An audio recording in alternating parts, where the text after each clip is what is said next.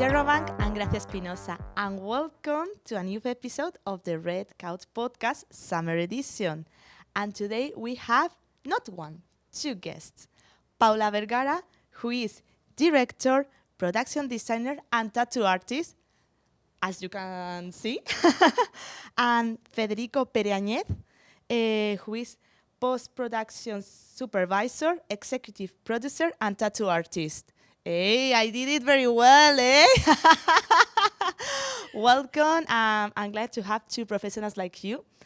And obviously, my first question is, a part of your different roles that I have just mentioned, but I would like to know your professional experience because I'm curious. What was first? You were in love with tattoos or with the with the cinema?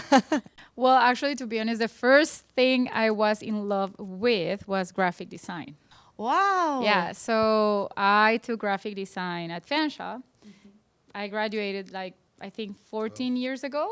12, I think 14 years ago. The beginning of the graphic designer Yeah, here in 14, Canada? 13, yeah. I just don't remember, a while ago. And 2010, a while ago. And so I fell in love with that. And then because of the way I had to manage projects and start directing small videos, like corporate videos and, different projects like that. I fell in love with video and filmmaking, and that was my path to become a director. Mm-hmm. Federico, is the same answer or what was first? I'm a business administrator from Colombia. Then I came here 20 years ago and I decided that I wanted to do something more creative. And then I took multimedia design and production, hoping to go to sound engineering. But then I fell in love with motion graphics and 3D, so I took character design and 3D animation. And then I started getting into more into filmmaking, making all the 3D and all that what I was doing into film and editing. So I took advanced editing and VFX. I'm also a Fanshawe student. From 2010 I graduated. And then I started tattooing just for fun because I wanted a tattoo and nobody wanted to do it on me. So I said I can do it, and I learned. And that's what I've been doing. What common challenges do you both face in your respective roles, and how do you overcome them? Because sometimes I have just mentioned that executive producer, post-production supervisor, but I really don't understand your main role. So I started doing visual effects, VFX, and motion graphics because that's what I studied, and mixing it with 3D animation and a lot of stuff. But then, because of the 3D animation, I had to create camera lighting and create decorate the scene and make it look like it was a real room, for example. I transitioned to do cinematography, which I'm doing right now. It's direction photography, basically. But because I know where I'm going for post-production, I know what to shoot, how it's going to work, and what is not going to work. But I've done 3D animation, visual effects for a lot of TV commercials. Recently, I was in Telemundo doing for Celebrity Big Brother, motion graphics and VFX. But now we are starting creating our own content. So we are working on a couple of titles, like a short film and a documentary series. Wow. And spare time, I'm tattooing. And a lot of right now as an executive producer, I'm looking for opportunities, looking for funding for the projects. That's actually the most recent thing I'm learning, and I'm actually really enjoying it. Yeah. You have just explained how you started in this field, but obviously, I would like to know, how do you stay inspired to create your audiovisual projects? Because sometimes people consider, well, it's everything was made, everything was created. So how you can do that? How I keep like what keeps me inspired. I Yeah. don't know, like the day to day, like every day we are like, I don't know, anything that we see, any situation, any sometimes any even any tattoo inspires me, you know, like we are like, we should make a movie about this, or we hear news and we're like, we should make a documentary about something like that, or we should write something. Yeah, and then we start talking about it. I don't know, we're inspired like every day. Everything, yeah. Every day, yeah. And yeah, that keeps us inspired. I don't know, the day to day. I was working at a company. Yes, it wasn't a closet. I was working at a company for many years, but in the I was working there for like, I worked in different places, but this company I really loved it. Can I say the name? Yeah, sure. Okay. I worked at 3M. I love working at 3M.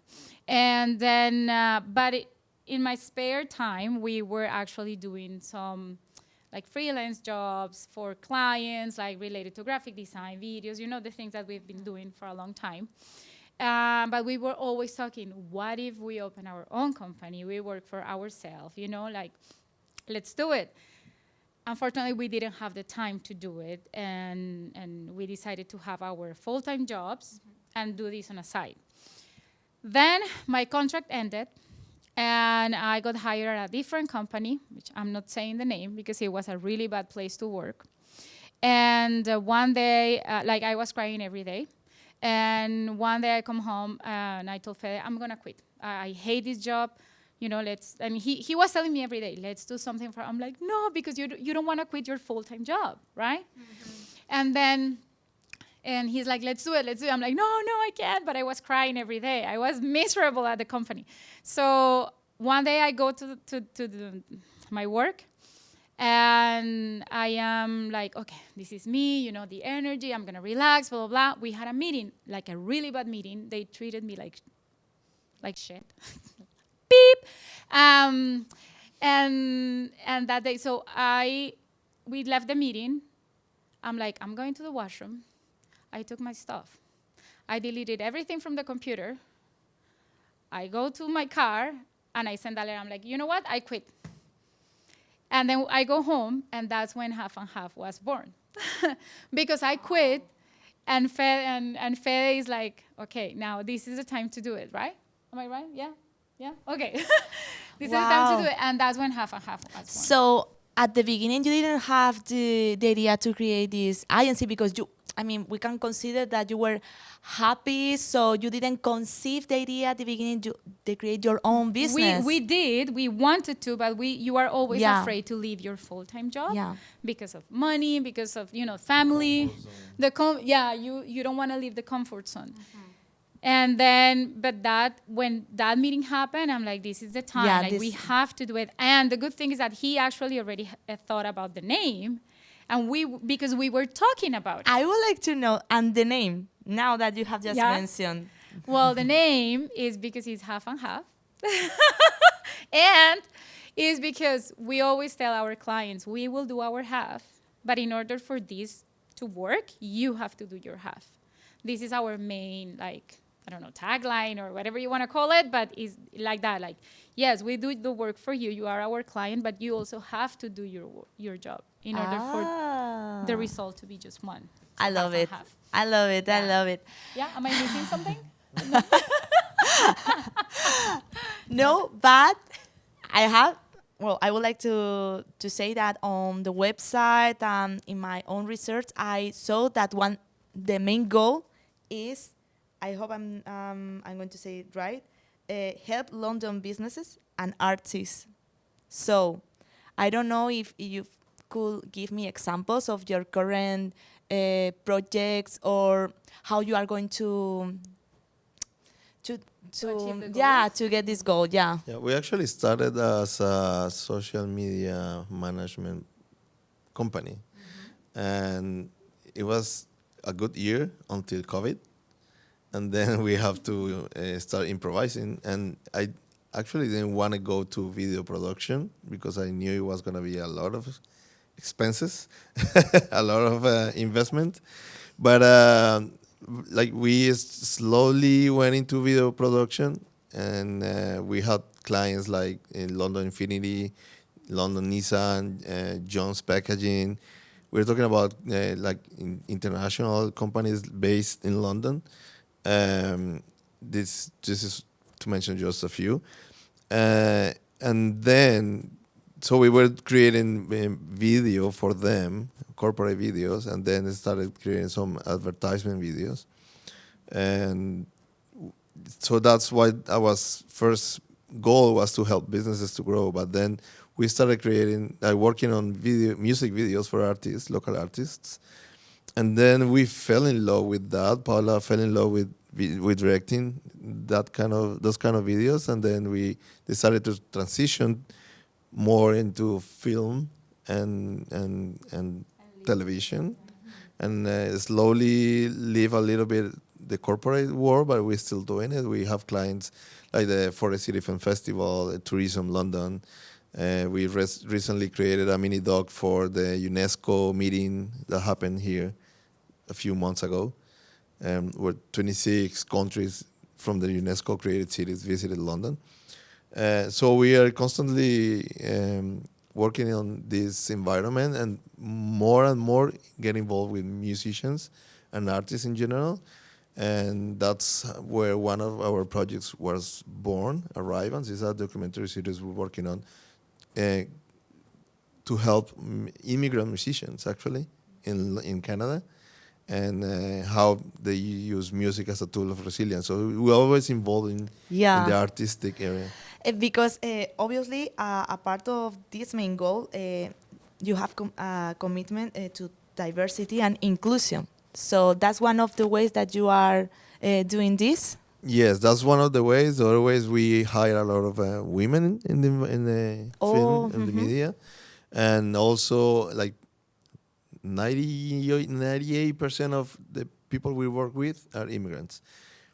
Some of them recently arrived in Canada looking for experience, and nobody opened the door for them. So we do it because we are immigrants. We know how hard it is, and we've been here in Canada for 20 years. Yes, about what you were saying before you continue, because this is where everything like about helping immigrants and other people started, because we met people that came to Canada. Hey, I am a filmmaker. I am a writer. I'm this. I'm that in my country. Here, I just got here. Nobody will open the door for me, and it's true because unfortunately, you have to study here in order for Canadians to accept your career, right? And there is like amazing professional people, like they are super professional. And what happened? Oh no, you have to go to Fanshawe or Western, and you have to show me a paper that says you graduated in Canada. Yeah, in order for me to hire you. Well, because you don't have Canadian experience. Well, no, like it shouldn't be like that. And we look at the resumes like from their countries, and these people, like we work with one of them. He's from Brazil, and he has shows in HBO. Like he's a showrunner. Yeah. He The has a top lot of of the top, experience. yeah. The top of the top. Here, he's working on something else because he cannot work on that, right? So we meet these people. They are amazing, and we're like, okay, we'll give you the Canadian experience. And they are like, they work with us, and we're like, oh my god, why are you doing that? You should be doing what you know, right? So that's when everything started, and for like that also applies for the project about the musicians. I would like to highlight something because at the same time that it's difficult for people who have just arrived to Canada to get the first job and something related to our experience, our background, it's very difficult at the same time for the students, people who have just graduated, who want to be in the industry. So I don't know if you give the opportunities at the same time for young people who have just graduated in fashion. Yeah. For example, I don't know if you're looking for volunteers or how you want to help at the same time young people who want to be in the industry. ¿Quieres hablar? Sorry, no, I talk too much. You talk. Okay.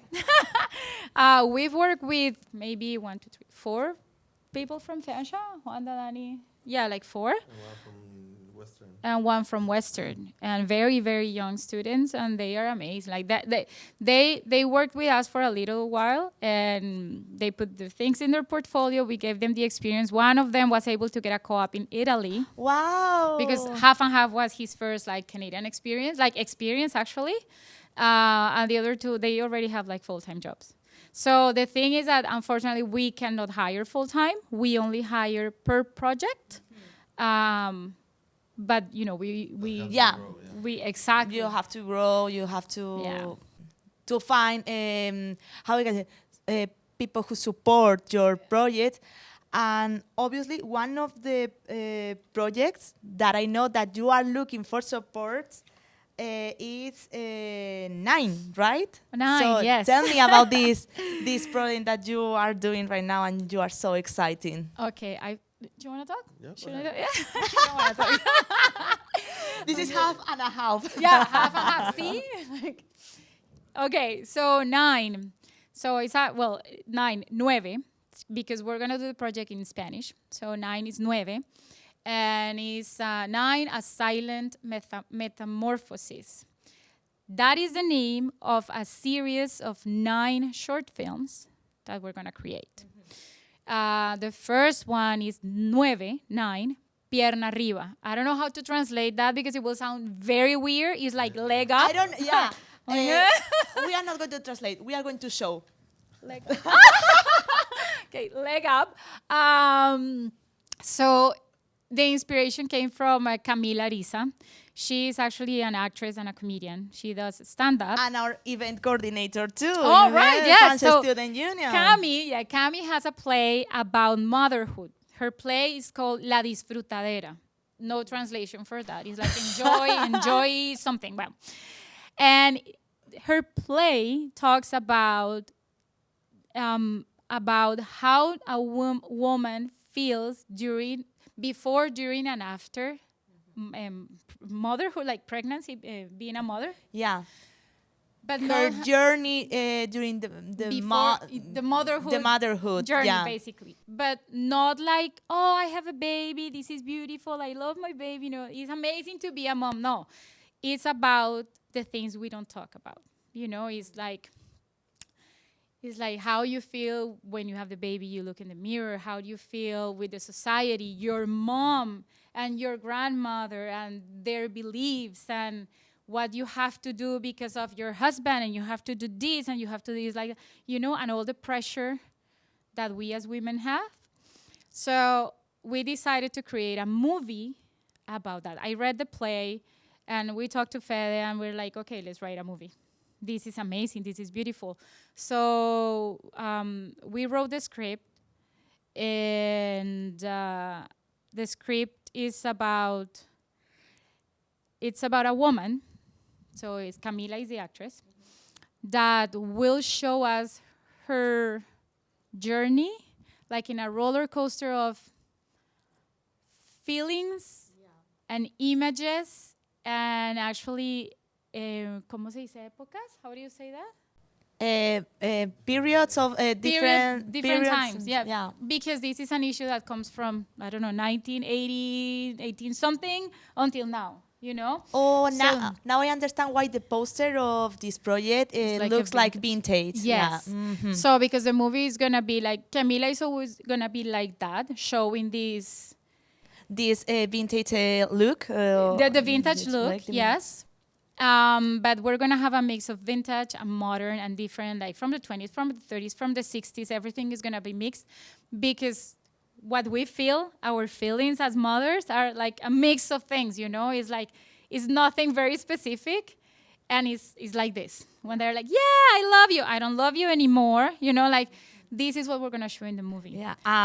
Unfortunately, if you are a mom, it's not a job that you can that you can be fired. You are mother forever and ever. So obviously this is one of the most important projects that you have right now, but I don't know if another one, Federico, that you could mention, because at the same time, according to the website, a lot of awards and recognitions. So what is the next step? We have earned a couple of awards for music videos. But I was mentioning one of the projects is Arrivans, the documentary series. That one is actually, we created the teaser with the support of Ontario Creates and Canada Media Fund and Telefilm. And we are actually waiting the answer to start production with their support. And there is a broadcaster that's interested on the documentary. We're also waiting on that. So that one is almost ready to go. While 9, we already started shooting with our own support. Our credit card is the support. Should we explain a little bit about Arrival? Yeah, for sure. I mean, John, again? this is not half and a half agency anymore, eh? I already did. No, you didn't. Okay. It's going to look like 2 Latinas and a half. Explica bien de qué se trata. Yeah, Arrivans is like I said, it's a documentary series. I mentioned before, it's about immigrants that use music as a tool of resilience. So we are the first episode. We are gonna have a Venezuelan artist. He was a marketer back in his country. He came here and he couldn't find a job in his career, so he was working in a factory for 10 years until he got tired of it. And we actually have the future to meet him long time ago, but at the same time we had the future to start shooting this documentary when he was transitioning from being in a factory to start studying music industry arts here at Fansha. So it's nice to see that, but we are documenting that. Yeah, that's amazing. I mean, there is a job not only in front of the camera, behind the camera. So I think this industry always highlights the people I see, the actress, the actors, but perhaps we should start to see who edited the video, who shot this, who the entire crew. Yeah, who wrote the script, who had this idea, because sometimes it's based on a novel, or the idea came from a video. So I think it's something I always think about that. And what you're saying, sorry, what you're saying is very interesting, because for Arrivans, actually one of the artists that we are interviewing is a composer. He's an amazing musician. He, you have no idea. And he hasn't been able to find a job here because of a piece of paper. That's it. So we interviewed him. We met him. He's amazing. And actually, we're showing him as part of the team, what you're saying, because he actually composed the, composed? So you say composed? Yeah, okay. Composed. The soundtrack. Oh, the 9 or the Arrivals? The Arrivals. The Arrivals one. So wow. he's doing all the soundtracks. Sorry, Arrivals, right? That's the So Arrivans, A Journey of Resilience. Okay, Arrivals. Wow. So now you can talk. Well, obviously, we are going almost to finish this interview. But something that I think that we cannot finish this interview without this. Where can our listeners find your online and follow your work, or to have in touch, to contact with you? We have our website. We're on Instagram, Half and Half Agency. We are on YouTube, LinkedIn, IMDb, everywhere. Twitter. It's not Twitter anymore. It's X. Yeah. And they can see, they can watch, because you asked where they can watch. Yeah, where they can see your your awards or your projects. What are you doing? What you did? Okay, so yeah, that will be the website, but we are creating the YouTube channel, and we're starting to upload a few things there, because like these are some of the like the main projects right now, but we are also working on other 3 short films and like smaller things than this, so we will be uploading that very soon. Well, thank you so much, Paula, Federico. It was a pleasure. Half and a half agency. So I hope we can see as soon as possible 9, and I will be in the first line. Okay, thank you. Thank Gracias. And thank you for listening to another episode of the Red Couch podcast. You know that you can catch up with every episode on our website or every or wherever you get your podcast. You know, Google Podcasts, Apple Podcasts. If you prefer YouTube, you can watch these beautiful faces. And don't forget, subscribe to our newsletter and keep up with Function. For the Interrobank and Gracia Espinosa.